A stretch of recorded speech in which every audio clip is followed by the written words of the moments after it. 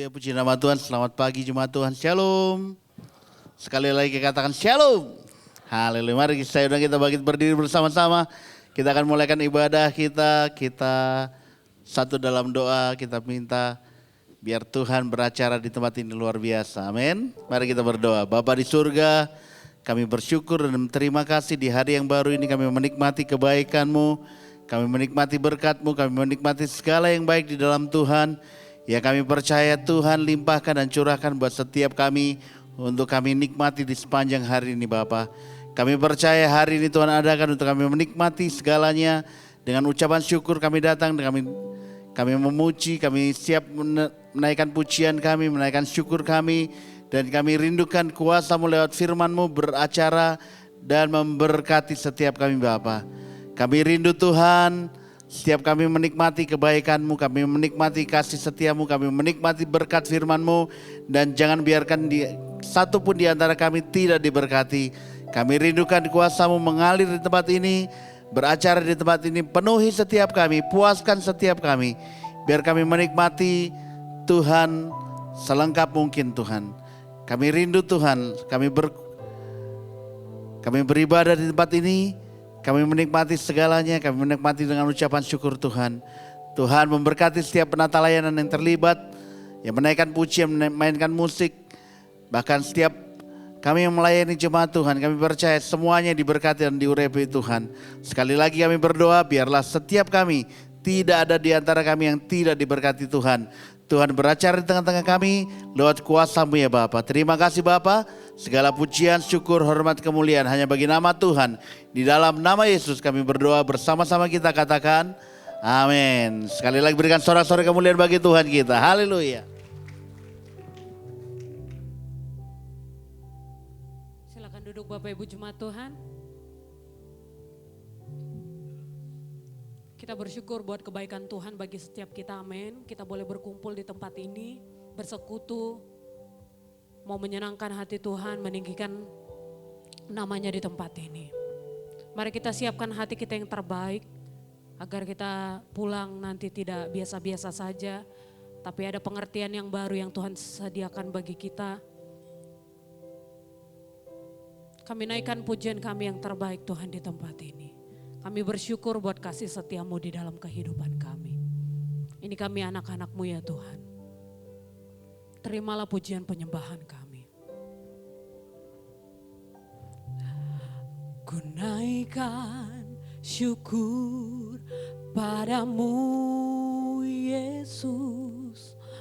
Ku sembah sujud kepadamu Tuhan. Di hadapan tata kemuliaan-Mu, ku tinggikan, ku agungkan selamanya. Sekali lagi jemaat Tuhan, naikkan pujian ini. Ku naikkan syukur padamu Yesus. Ku sembah sujud kepadamu Tuhan.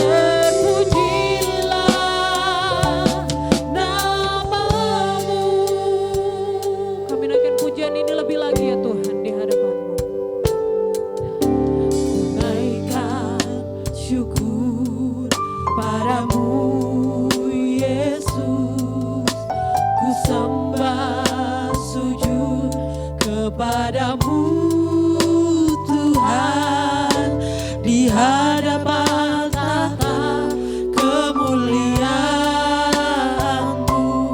Ku tinggikan, ku agungkan selamanya. Lebih lagi jemaat Tuhan, segala puji.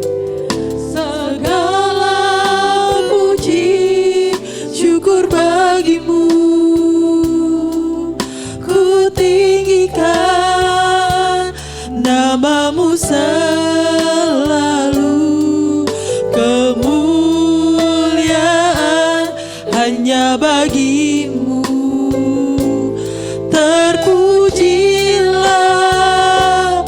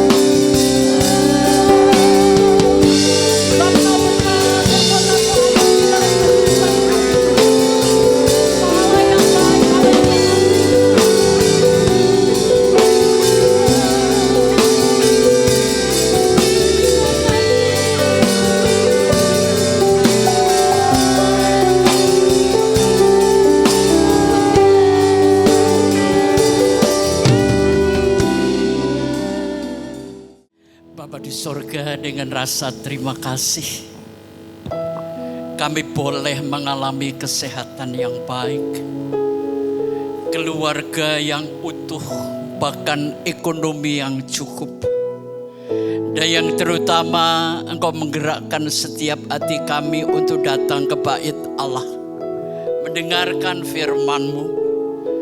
Kami tak lupa berdoa untuk keluarga yang kami tinggalkan di rumah. Tuhan memberkati anak, menantu, cucu kami. Terima kasih untuk gereja di tempat ini. Dan jika sebentar kami mendengarkan sabda-Mu, biarlah Roh Kudus membantu keterbatasan ini, supaya kami mampu mengerti, memahami, dan melakukannya. Kami siap untuk diberkati dan jadi berkat Tuhan. Dan doa ini kami alaskan di dalam nama Bapa, Putra, dan Roh Kudus, di dalam nama Tuhan Yesus Kristus.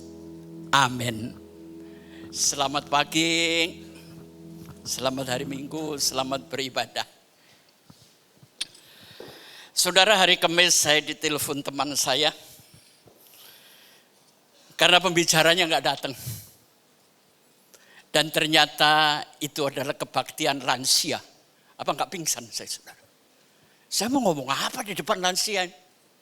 Jadi rupanya lansia itu disebut usia emas. Dan buat mereka ukurannya 60 ke atas. Ya. Wong saya waktu naik ke panggung dan dia bilang pembicaranya juga lansia, saya syok juga. Oh Tuhan Yesus, ini orang gak sadar diri ini ya. Tapi saya bersyukur, saya diberi umur panjang, tetap aktif ya. Dan saya ingin beri oleh-oleh. Siapa yang di sini bapak ibunya masih lengkap? Tolong angkat tangan. Lengkap ya. Jelas mereka lansia, saudara. Ada kesalahpahaman antara generasi muda dengan kaum lansia. Yang jelas yang pertama, orang-orang lansia ini kehilangan kepercayaan diri. Itu pengalaman saya pertama hari Kamis malam kemarin. Yang kedua, banyak lansia yang tidak mempersiapkan diri. Akhirnya kerepotan waktu memasuki usia emas. Dan di situ saya menemukan satu pencerahan. Bukan saya berkhotbah, tapi Tuhan yang khotbahin saya, saudara. Satu hari saya pergi ke satu mall, diajak anak saya. Terus dia gandeng tangan saya dan saya dituntun. Saya risih, saudara. Ya, anak perempuan saya. Saya pikir papamu masih sangat kuat, nak. Ngapain dituntun? Tapi ya sudahlah. Jadi ingat, lansia bukan untuk dikasihani, tapi untuk lebih dicintai dan diperhatikan. Amin. Dengarkan pesan saya, oleh-oleh dari kebaktian lansia. Ya. Jadi orang tua mah bukan untuk dikasihani, ya sudah tua. Naik tangga nggak boleh, biarin aja, paling jatuh mati kok. Iya kan? Salah anak-anak, engkau salah generasi muda kalau engkau mengasihani orang tuamu. Walaupun perasaan itu ada. Mereka tidak menuntut balas.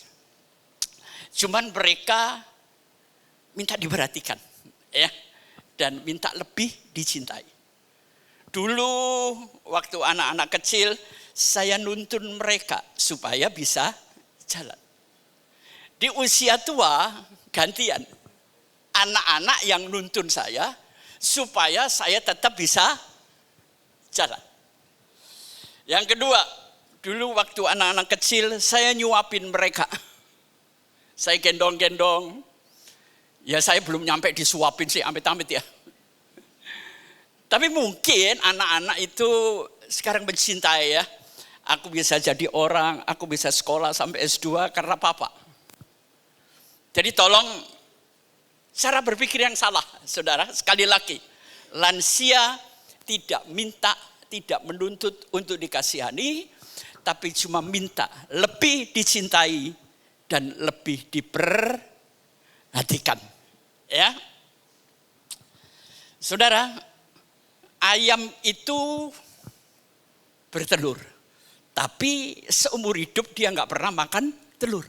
Pernah lihat ayam makan telur ceplok? Pernah? Sapi menghasilkan susu, tapi kayaknya sapi nggak pernah ngerasain susu rasanya gimana, saudara. Ayam menghasilkan telur untuk manusia. Sapi menghasilkan air susu juga untuk manusia. Binatang aja menghasilkan sesuatu untuk kontribusi makhluk yang lain. Sedangkan kita manusia yang terhormat ini seharusnya lebih memberikan kontribusi kepada orang lain melebihi ayam, kambing, dan sapi. Ingat cerita saya 3 minggu kemarin, karena saya macet dari Darmo Permai mau ke Sidoarjo, di tengah kemacetan di pinggir jalan ada orang jual susu sapi dan ada tulisan dijual susu sapi dari sapi yang bahagia. Winter, ini orang ini marketing dari mana belajarnya ya? Dijual susu sapi dari sapi yang bahagia. Saya berhenti dan saya mikir apa maksudnya? Artinya kalau sapinya bahagia, susunya pasti lebih berkualitas. Manusia pun juga begitu, saudara. Kalau Anda bahagia, maka yang dihasilkan diproduk oleh dirimu itu pasti lebih berkualitas. Nah, hari ini saya ingin menyampaikan, saudara, semua ingin bahagia. Siapa yang ingin bahagia? Angkat tangan. Ternyata ini yang angkat tangan belum bahagia kan? Makanya kalau saya nanya itu ditelaah baik-baik. Ya, hidup saya adalah menjawab pertanyaan dan mempertanyakan jawaban, sehingga mengurangi kekeliruan di dalam menjalani hidup. Ya, jadi di sini saya ingin katakan apa kaitannya kebahagiaan dengan memberi? Saya baru tahu, saudara. Saya sering mengajar di seminar-seminar, kalau pegawai-pegawai itu bahagia, produktivitasnya makin lebih baik. Karena pegawaimu bahagia, maka produktivitasnya lebih banyak plus berkualitas.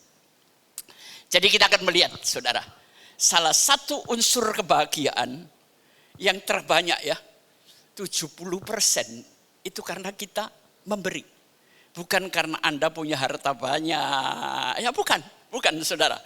Sedangkan memberi itu adalah menerima. Kata firman Tuhan, salah satu bentuk penerimaan adalah rasa. Yaitu rasa bahagia. Nanti saya jelasin.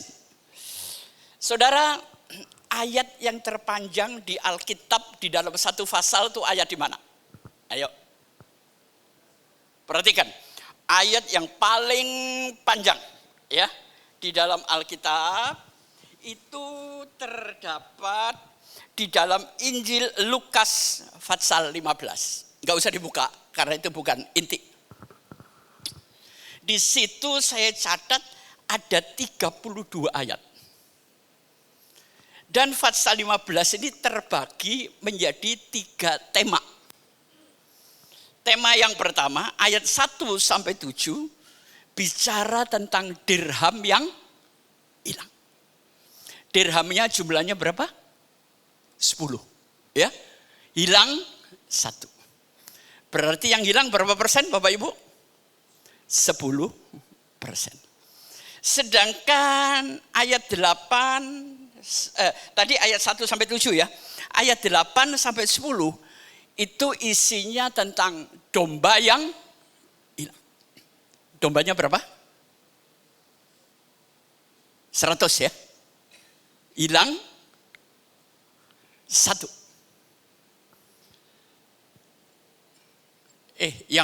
Yang pertama dirham, yang kedua domba. Berarti yang hilang berapa? 1%. Dirham itu yang kedua, saudara. Sedangkan perumpamaan yang ketiga apa? 2 orang anak manusia, anak sulung dan anak bungsu. Yang satu hilang. Nilai hilangnya berapa? 50%. Jumlah yang hilang 1, saudara. Domba hilang 1%. Dirham atau uang dinar jumlahnya 10, hilang 1, nilainya 10%. Anak bungsu, anak sulung cuma 2, hilang 1, 50%. Perhatikan, ada tingkat kenaikan persentase. 1%, 10%, 50%. Padahal barangnya yang hilang sama. 1 kan? Jadi kalau gitu maksudnya apa? Gini Bapak Ibu. Tuhan Yesus berkata, setialah kepada perkara yang kecil, maka engkau akan diberikan perkara yang besar. Kalau saudara, misalnya 1 hari Minggu, entah setan apa yang lewat, saudara malas ke gereja. Pertamanya cuma 1 kali saudara. Saudara terusin. Nanti 2 kali, 3 kali, 5 kali, tahun depan enggak ke gereja. Saya pernah ngalamin itu. Hati-hati, kelihatannya kecil, tapi nilai hilangnya menjadi tinggi. Nah sebelum saya masuk renungan pokok, saya mau nanya sama saudara. Tolong dijawab ya, mikir, pagi-pagi mikir saudara ini. Seorang ayah punya 2 anak, sulung dan bungsu. Hilang yang bungsu. Waktu anak bungsunya bertobat datang, dipestain gak sama bapaknya? Dipestain kan? Saya bukan melawan firman Tuhan. Enggak. Sikap itu benar atau salah? Anaknya 1 minggat sebelum bapaknya mati, hartanya diminta. Jangan sampai ada anak sekurang ajar itu ya. Bapaknya belum mati, minta hartanya dibagi. Enggak boleh ya. Waktu anak itu makan kotoran babi, dia sadar, dia balik ke rumah ayahnya. Dan oleh ayahnya dikasih cincin, jubah, dan pesta yang besar.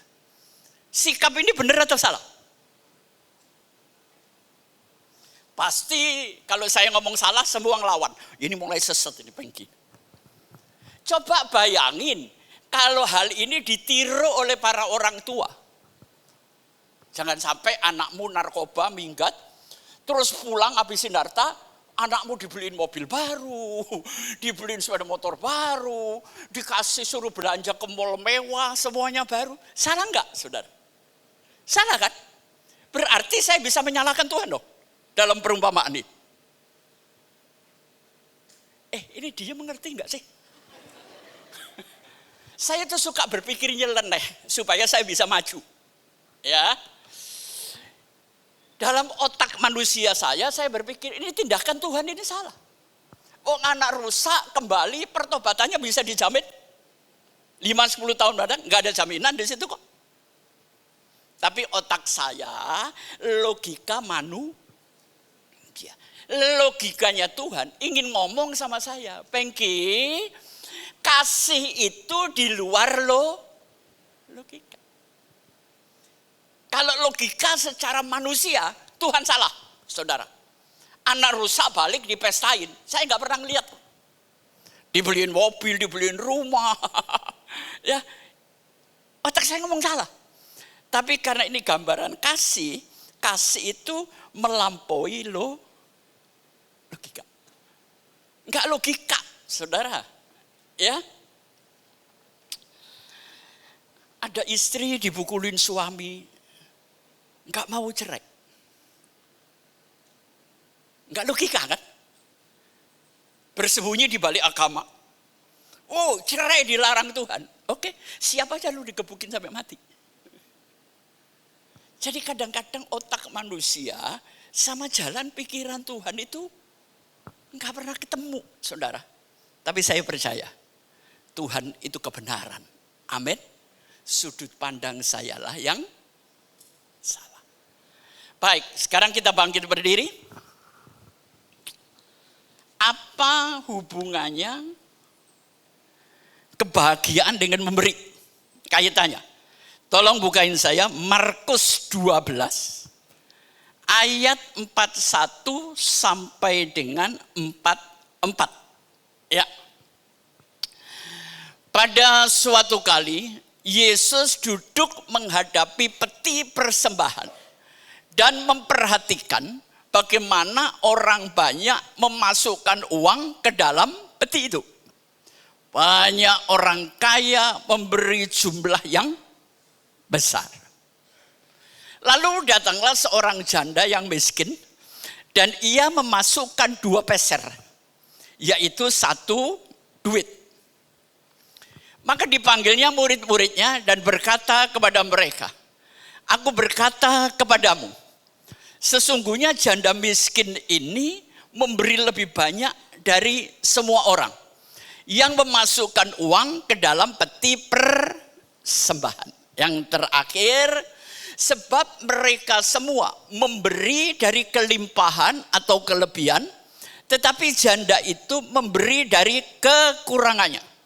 Semua yang ada padanya, yaitu seluruh nafkahnya. Amin. Silakan duduk. Saya suka ayat pertama ya. Ini patut ditiru oleh gembala sidang. Pada suatu hari, Yesus duduk menghadapi peti persembahan. Saya ganti namanya Pak Paulus ya. Pada suatu kali gembala sidang kami Pak Paulus duduk menghadapi peti persembahan. Kira-kira Anda gimana? Kolektemu dimasukin cepet-cepet lebih gede ya, lebih tebal. Jadi kalau gereja mau kolekte gede, gembala sidangnya harus di depan kolekte. Bisa dicoba. Jadi Yesusnya saya ganti dengan gembala sidang. Boleh kan? Saudara, lalu Yesus memperhatikan bagaimana orang banyak, berarti ini jemaat gede, saudara, memasukkan uang ke dalam peti. Kayaknya zaman dulu nggak ada amplop ya. Sekarang ini sopan santun. Saya mau tanya, ada gereja persembahannya itu pakai gesekan kayak ATM. Menurut Anda setuju nggak? Nggak salah, tapi nilai kepantasan saya nggak bisa terima, saudara. Ya, sekali lagi, nggak salah, tapi nilai kepatutan, nilai kepantasan untuk orang timur kayaknya kurang sopan. Karena kamu mau ngejegrek, mau kasih berapa? 5.000 kan edan wong iki, saudara.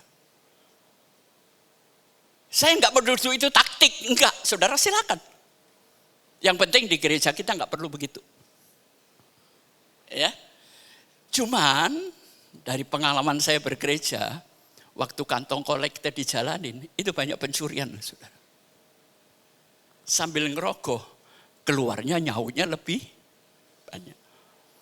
Makanya saya serukan, kalau lagi penyembahan, tasnya ditaruh di pundak aja. Karena waktu dulu zamannya Pak Subit, ini orang pulang gereja mau operasi. Uangnya 33 juta hilang. Nah, di rumah Tuhan pencuri juga banyak, saudara. Tapi buat saya mendingan pencuri yang jelas gitu ya. Daripada mencuri uang Tuhan tapi nggak jelas, saudara. Saudara, sekarang perhatikan. Banyak orang kaya memberi jumlah yang besar. Orang kaya itu kan bisa dilihat dari penampilannya. Saya sering diundang oleh persekutuan jet set. Kadang-kadang saya datang, saya kan orangnya iseng. Satu badan bisa 2M, saudara. Percaya enggak?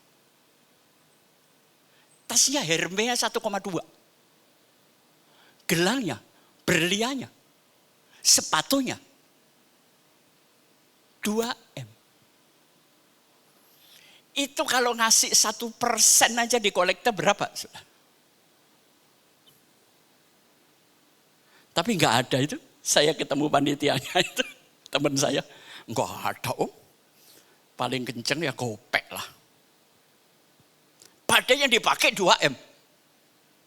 Makanya kalau berada sama saya hati-hati ibu-ibu. Saya ukur berapa satu badanmu.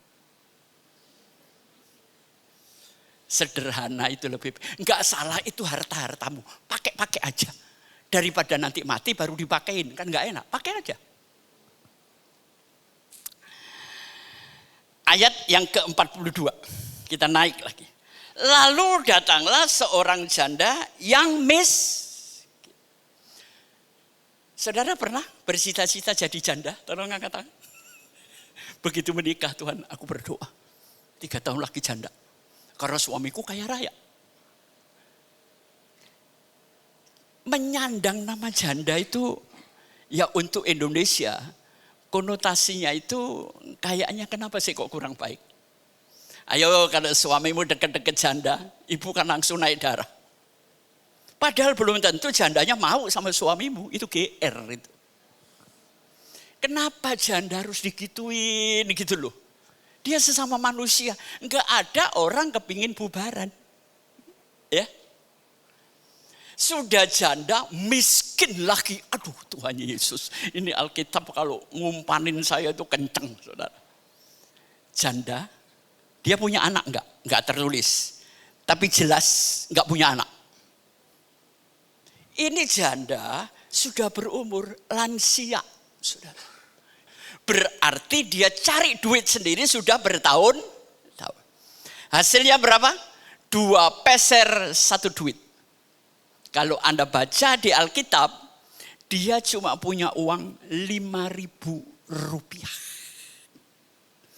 Itu kerja 1 hari. Janda miskin tua kerja. Aduh sakit banget ya hari tua. Kerja 1 hari gajinya 5.000. 1 bulan 150 itu jauh di bawah UMR saudara. Tapi waktu ngasih ini aneh saudara. Yesus itu enggak pernah lihat jumlah loh. Tuhan Yesus pernah ngomong angka uang? Enggak pernah. Tapi kenapa kali ini dia selidikin? Oh dia kasih 2 peser. Ini buat saya aneh kali ini Yesus. Biasanya enggak pernah bicara angka, enggak pernah meriksa kolekte. Kali ini dia tunjukkan hasil 1 hari dikasih ke kolekte. Tujuan saya bukan Anda ngasih kolekte gede, enggak saudara. Tapi kalau ngasih puji Tuhan, ya kan? Gini, ini pikiran saya. Kalau Anda mengeluarkan uang 100 dan ini menjadi masalah, berarti kekayaanmu sekitar 100. Setuju? Tapi kalau Anda mengeluarkan 1 juta, ya sudahlah. Berarti kekayaanmu di standar juta. Berapa uang yang Anda keluarkan, itu adalah nilai seseorang. Dalam hal memberi. Jadi yang kedua, keanehan kedua, Yesus bicara jumlah. Yang ketiga, saudara pernah dengar pujian, kalau engkau memberi 1.000, Tuhan membalas 10.000, 30.000, 60.000. Pertanyaannya, waktu janda ini memberikan totalitas, ada ayat mengatakan dia jadi kaya? Tolong perhatikan. Adakah ayat Alkitab mengatakan dia jadi tetap miskin, Bu? Kalau pendeta sekarang kan enggak. Ngasih 1.000, Tuhan balikin 60.000. Iya kalau dibalikin. Jadi memberi itu jangan transaksi sama Tuhan. Amin. Ngasih aja terserah kerelaan. Dia totalitas loh. Gak makan 1 hari Bu. Makanya namanya, tapi orang ini gak sombong. Walaupun kolekte itu sampai dengan 1 hari. Namanya tidak disebut saudara. Tetap disebut miskin. Anda mau saya sebut miskin? Tersinggung kan? Apa standarnya kayak miskin saudara? Susah. Tuhan mengatakan cukup. Jadi hidupnya terhadap Tuhan totalitas. Sekarang bedain, nyimpang sedikit ya. Ini nanti saya selesaikan. Ada orang muda, kaya, ganteng, cari Yesus. Ini hebat. Muda, pengusaha, kaya, ganteng, masih cari Yesus. Saudara kaya enggak, ganteng enggak, muda enggak. Enggak pernah mau ketemu Yesus. Untung dibiarin hidup, enggak dimatiin, saudara. Kalau saya jadi Tuhan, kok matiin udah. Ini orang kaya hebat loh, terpelajar. Ini pasti orang pinter. Kalau enggak pinter enggak mungkin kaya, saudara. Ya, dia cari Yesus. Waktu ketemu Yesus, dia agama Tauratnya hebat loh. Ada anak muda seperti itu. Tauratnya hebat, kekayaannya hebat, ganteng, perusahaannya terkenal. Tapi waktu ketemu Yesus, Yesus mengajukan 2 lembar pertanyaan. Yang pertama dia tanya, apakah engkau melakukan hukum Taurat? Hormati orang tuamu, bla bla bla. Oh sudah Tuhan. Tapi waktu Tuhan ngomong, kalau gitu sekarang pergi dan jual hartamu, lalu balik ke saya. Orang itu pergi tidak kembali. Kasihan, ini kalau kuliah gitu drop out, saudara. 4 semester bubar, enggak sampai lulus.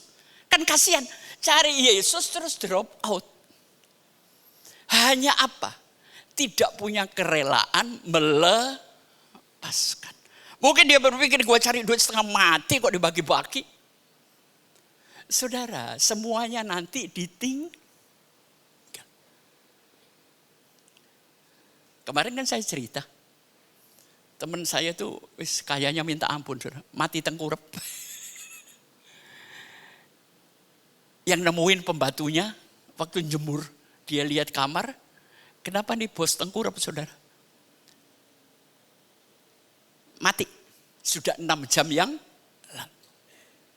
Mobil yang berderet-deret, oh mewah, saya beli 1 aja gak mampu, saudara. Tapi waktu saya nganter dia, mobilnya nggak dipakai. Mobil warna hitam namanya mobil jenazah. Saudara, itu mobilmu terakhir nanti. Mobil jenazah, bro. Mobil jenazah warnanya 2. Kalau putih tulisannya hitam, kalau hitam tulisannya putih. Saudara nggak naik mobilmu sendiri. Mbok ya sadar gitu loh. Jadi kalau gitu kita nggak usah kerja. Ya jangan gitu dong. Selama hidup kumpulkan kekayaan sebanyak-banyaknya. Kerja sehebat-hebatnya. Tolonglah banyak orang lewat kehidupanmu. Amin. Ya tolong. Saudara, saya nggak tahu loh ya. Mungkin di dompetmu itu ada uangnya Pak Pengki dari Tuhan dititipin. Dosa loh. Sorry. Saya pendeta yang anti minta-minta. Haram jadah buat saya. Tapi saya mau ngingetin, siapa tahu di rekeningmu itu Tuhan bilang, itu sebagian punya Pak Pengki ya. Jangan lu tilem juga, mati berdiri lu. Sebetulnya uangmu itu ada banyak uang orang lain. Amin. Sadar, kaya boleh, rakus sama serakah jangan, saudara. Jangan. Ya. Nanti saudara kalau sudah seusia saya, tahun depan saya 78. Saudara kasih saya Ferrari, saya nggak akan pakai. Saya begitu digas dia loncat. Saya putus semua tulang saya. Jadi nggak ada gunanya. Makanya yang orang tuanya masih hidup, emang mamamu yang sekarang usia 80 tahun, perlu dibeliin tank top. Terus sepatu hak 12 cm, enggak. Dia cuma suka dikunjungin anak-anak. Diajak makan, diajak jalan. Ajak orang tuamu ke gereja. Amin. Coba bayangin, ini kalau ada sekitar 150 orang, punya orang tua 2. Jumlahnya 300, saya akan buka kebaktian lansia, saudara. Bawa semua. Ya.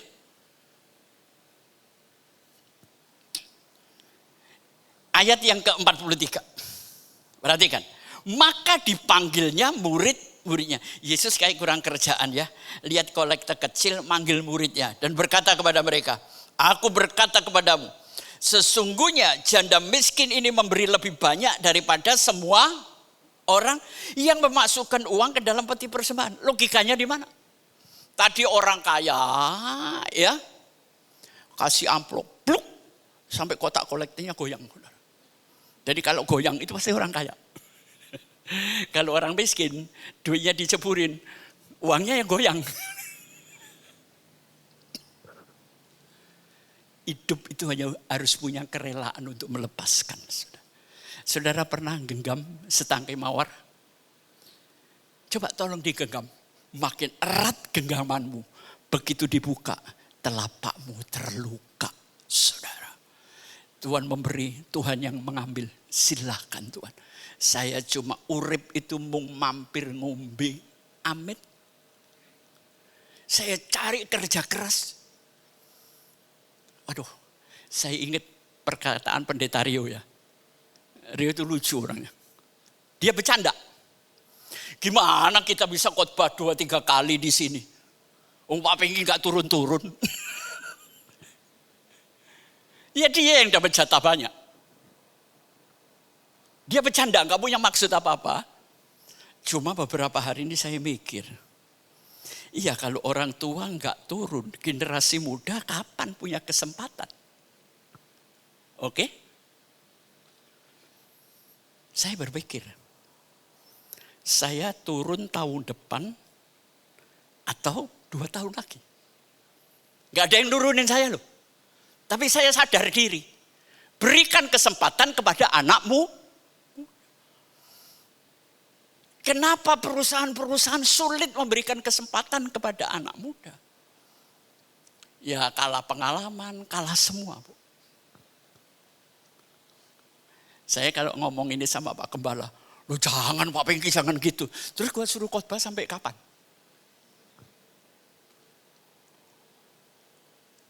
Kalau saya turun, saya pulang ke desa saya di Welingi, saudara. Di sana nikmat, aman, dengar sungai. Ya, kalau di sini kan dengar gosip, dengar ngaco, macam-macam di kota itu, saudara. Ya. Jadi di sini saya ingin katakan, Yesus tidak menilai angka. Tapi menilai, gini ya, Tuhan tidak menilai apa yang Anda gerakkan lewat tubuhmu. Tapi Tuhan akan mikir motivasi apa sehingga Anda menggerakkan itu semua. Jadi semuanya adalah motivasi. Saudara pernah pendeta khotbah gini. Tuhan, aku klaim janji-janjimu. Ih kurang ajar banget pendeta ini. Emang asuransi? Klaim. Emang lo bayar premi? Itu bahasa gak sopan sama Tuhan. Namun Tuhan kok diklaim itu loh. Waktu saudara memberi, saudara itu gak memberi. Mengembalikan uang Tuhan. Sebagai uji ketaatan aja. Kayak tes and propet gitu saudara. Uji kelayakan. Gak ada yang saudara beri itu gak ada. Ya. Saudara mengembalikan sebagian kecil. Terus saya mikir malam-malam. Ntar kalau gua gak turun-turun, Tuhan turunin, payah hidup saya. Ya. Anda mau sadar turun atau diturunin? Diturunin dibuat stroke. Woi jangan sampai amit-amit ya. Makanya saya itu kemana-mana nenteng tas, saya gak mau koper yang ditarik. Itu kopernya orang males. Apalagi koper sekarang. Kalau anak kecil naik koper yang ada listriknya, duduk. Oke. Kemarin di bandara Bu, gerang gaplak tuwek rematek itu loh Bu istilahnya. Naik di depan saya. Wedan. Enggak salah. Dia bisa beli koper, itu praktis. Secara teknologi enggak ada yang salah. Cuma ya lucu gitu ya. Jangan males saudara. Kemarin saya mendarat jam 10 malam. Itu jalannya. Soekarno-Hatta kan panjang Bu. Itu enggak tahu parkir gate berapa ya. Itu jalan 2 kilometer. Dari sini kebelokan 1 kilometer, belokan pintu keluar 1 kilometer. Nenteng saya, Bu. Di Pak Pengki nggak lihat, nggak naik eskalator ban berjalan. Udah membuat saya malas. Hidup itu jangan pernah cengeng. Amin. Ya. Saudara merasa tua atau enggak, itu otak saya yang mengatakan. Gitu loh. Sorry ibu-ibu ya. Ibu umur berapa, Bu? Tua mana sama saya, Bu? Oh, tua ibu ya. Hebat. Jadi gini, usia itu cuma angka, Pak. Bukan kehidupan. Ya, jalanin aja. Para lansia, jangan pernah mengasihi diri sendiri. Oke? Saya kan di rumah sendiri, Bu. Jadi kalau malam tidur, kuncinya saya copot, saya taruh. Kenapa? Kalau kunci ini nyantel, ada apa-apa dengan saya, anak saya nggak bisa masuk. Oke, ini yang lansia ya. Saya kasih teori, jadi kalau dikunci pintunya anunya copot, Bu. Apa? Kuncinya. Tapi juga jangan lupa naruhnya di mana. Besok ibu nggak keluar, malah mati di rumah. Ya, jadi lansia itu punya kelebihan, punya kerepotan sendiri, Pak. Nih, tanya ini teman-teman saya. Saya nggak punya teman yang usia 60 tahun, nggak ada, Bu. 60 tahun ke bawah. Rata-rata 40 sampai 50. Itu teman-teman saya sering ngobrol sama anak-anak band, nongkrong, ya, jiwa muda. Kalau saya bergaul sama 60 sampai 70, begitu nyampe, gimana jantungnya Pak Pengki? Oh, masih ada. Kolesterol sudah dicek, itu sekitar apotek, rumah sakit, capek saya, Bu. Oke, jadi Yesus memanggil muridnya, itu supaya murid-muridnya tahu, bukan angka, tapi nilai dan hati serta motivasi. Dan yang terakhir 44. Sebab mereka semua memberi dari Oke, katakan saudara orang punya duit ya. Kasih persembahan 1 juta. Padahal di rekening Anda ada 10 M. Berapa persen, Bu? Ayo. Padahal 1 juta mungkin gede itu saudara. Tapi dibandingkan rekeningmu. Saya nggak minta loh, enggak. Tapi kalau dikasih saya juga nggak nolak, kan gitu, Bu. Jadi berapa yang kau beri dan berapa yang sisa. Ini loh, persembahan Yesus maksudnya di situ. Sekarang di dompet Bapak ada berapa lembar uang, Pak? Enggak, tolong dilihat. Tolong dilihat. Jadi dipraktekin sama seperti Yesus memanggil muridnya. Berapa, Pak? 120. Ntar kolekte yang masuk 20 atau yang 100? Loh, jawab, kolekte belum jalan loh.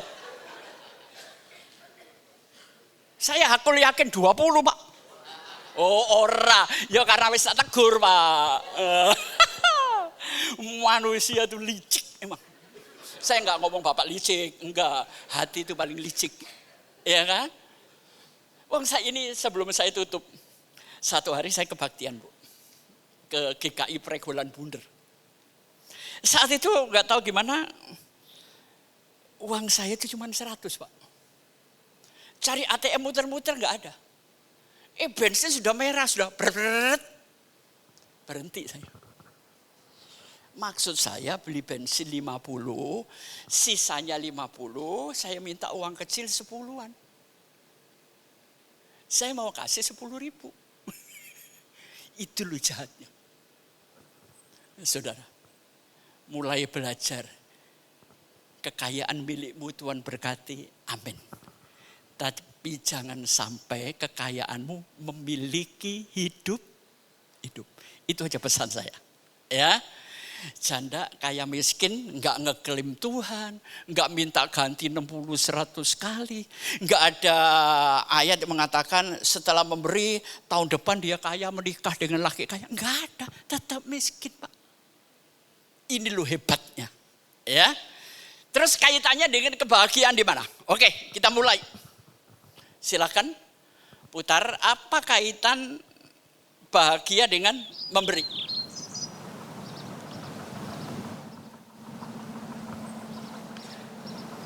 Ya. Giver personality.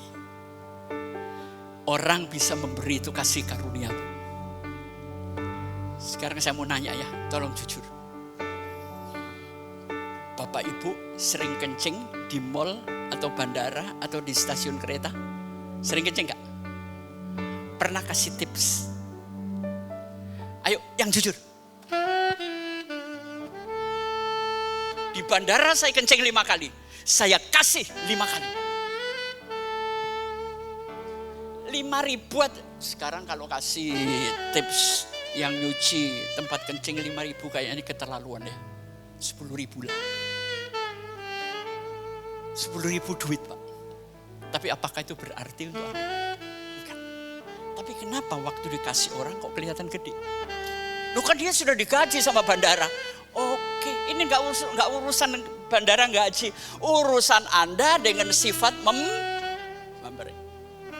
Oke, naik 1, klik. Janda itu memiliki 3 hal. Benar secara spiritual, sehat secara emosional, dan tepat secara hubungan dengan Tuhan. Kalau Anda punya 3 komponen ini, sifat memberimu luar biasa. Oke? Kita naik lagi, klik. Damai sejahtera itu manusia enggak punya. Damai sejahtera itu hanya milik Tuhan. Makanya waktu bangkit Tuhan ngomong, damai sejahtera aku berikan kepada kamu. Manusia enggak bisa punya. Tapi kalau Anda mendapat damai sejahtera, buahnya sukacita. Dari sukacita Anda bahagia, bahagia Anda gembira, gembira pikiranmu berkembang, dan ujungnya sukses. Naik 1 lagi. Apa bedanya happiness dan joy? Happiness itu di tataran perasaan, dia adalah buah situasi. Situasinya bagus, ya saya bahagia. Dan sementara, enggak lama saudara. Dan itu ada di tataran permukaan. Itu happiness. Sedangkan joy, sukacita adalah sebuah sikap hati. Sukacita adalah buah roh. Joy itu sukacita itu dalam sekali dan biasanya langgeng. Panjang usianya, ya. Oke, kita naik 1 lagi. Manusia itu punya, ini sudah sering saya jelaskan. Manusia itu punya 3 hubungan. Yang pertama intrapersonal. Yang kedua interpersonal. Yang ketiga spiritual relation. Dan saya akan jelaskan satu-satu.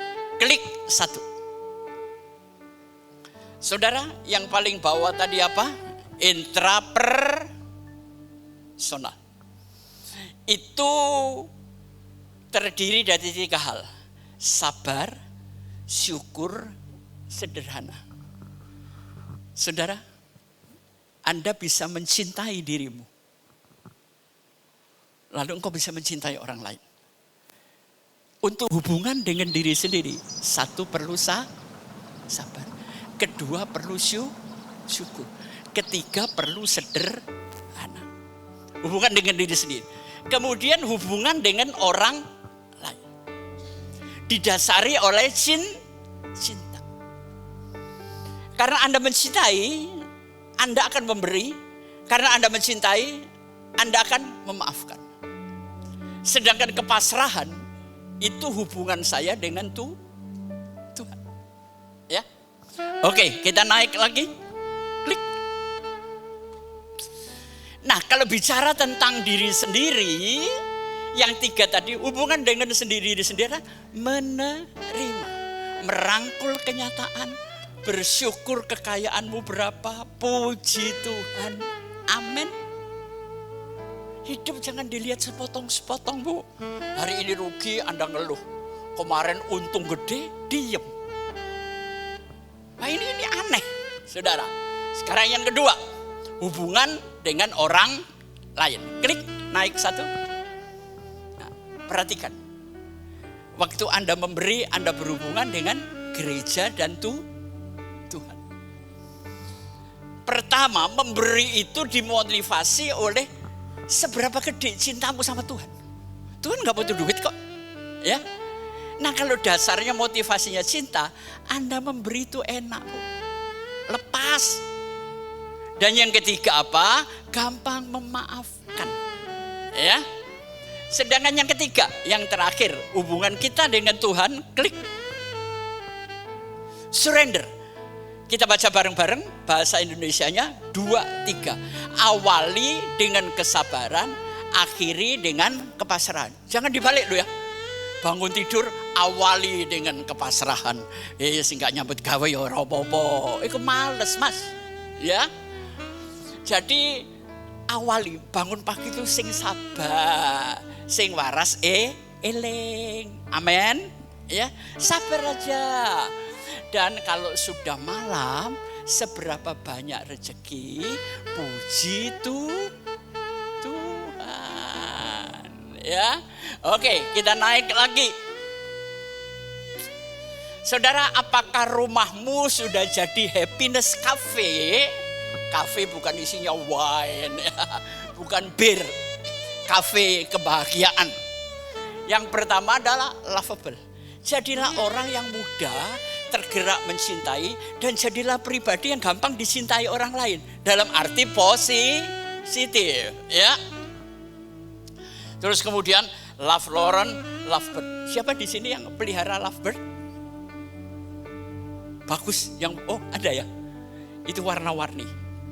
Dia kalau sekali pasangan, dia nggak mau ganti, Bu. Ya. Perhatikan, saya punya 3 pasang lovebird. Itu pagi siang malam ciuman terus, Bu. Kayak ngeledek saya, gue sendirian dia ciuman terus. Dodol ini.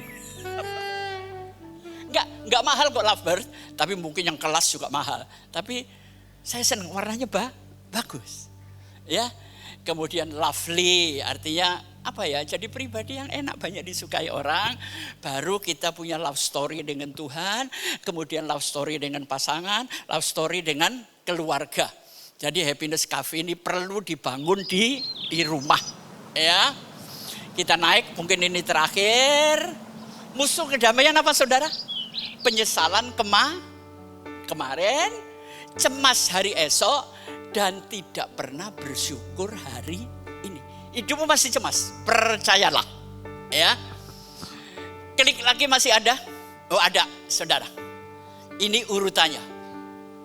Anda dilahirkan berarti Tuhan punya alasan dan maksud. Dan orang yang dilahirkan diberikan kemampuan dan keahlian itu perlu digali. Setelah kemampuan keahlian digali, Anda bisa berkembang. Nah, waktu Anda diberkati dengan pengembangan keuangan dan semuanya, layani orang lain. Maka hasilnya Anda bahagia. Coba kalau satu ruangan ini bahagia semua, gereja ini lebih baik nggak, Bu? Lebih baik, ya. Berbahagialah, saudara. Ya, satu lagi kita tutup.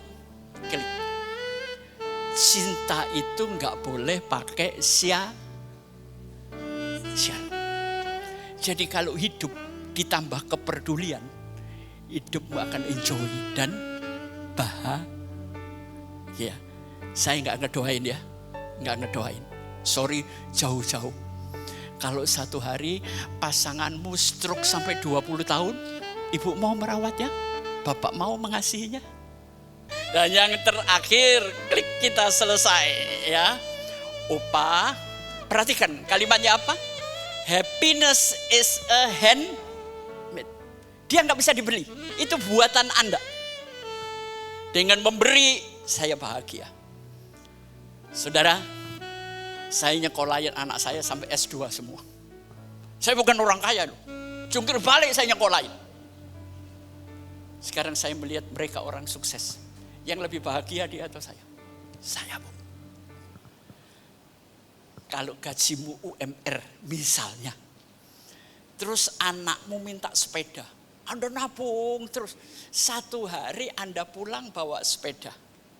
Yang bahagia ayahnya atau anaknya? Ayahnya. Ayo. Jadi di sini saya sudah jelaskan. Memberi terkait dengan kebahagiaan. Tuhan memberkati.